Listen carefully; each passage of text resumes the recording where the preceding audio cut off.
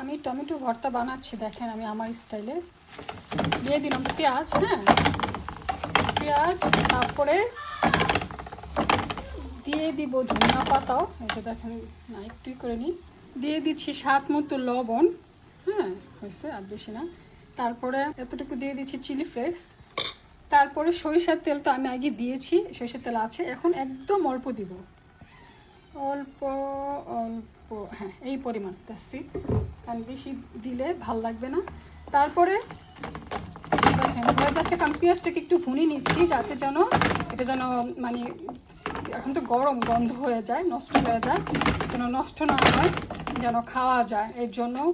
আর তারপর দিয়ে দিলাম কাঁচামরিচ কিছু কুচি, কাঁচামরিচ, শুকনো মরিচ ভাজা, মানে এটা কিন্তু এই শুকনো মরিচ কিন্তু চিলি ফ্লেক্স কিন্তু ভেজে তারপর চিলি ফ্লেক্স করা হয়েছে।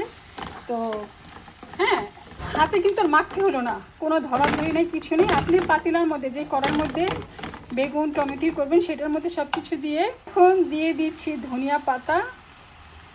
ব্যাস হয়ে গেল আপনার মজাদার ইয়ামি বেগুন টমেটো দিয়ে ভর্তা। গরমের দিনে এরকম ভর্তা খেতে খুবই মজা লাগে। আর মাখতে হবে না, কিছু করতে হবে না, এখন ডাইরেক্ট বাটিতে ঢেলে ফেলবেন।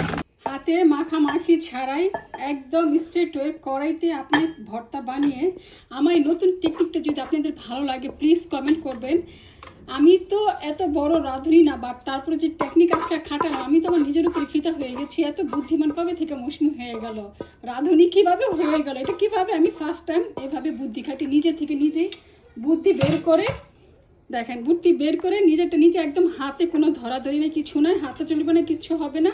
আপনি ভর্তা বানায় ফেলেন উইদাউট টাচিং ছাড়া, একদম কড়াইতে গরম গরম টমেটো বেগুন ভর্তা বানায় ফেলছেন। আপনারা যদি চান একটু রেসিপিটা প্লিজ আমাকে কমেন্ট করবেন, আমি আপনাদেরকে আবার বানিয়ে দেখাবো একদম ইনস্ট্যান্ট। ঠিক আছে, সবাই ভালো থাকবেন, আর কেমন হয়েছে আমার ভর্তাটা অবশ্যই কমেন্ট করবেন।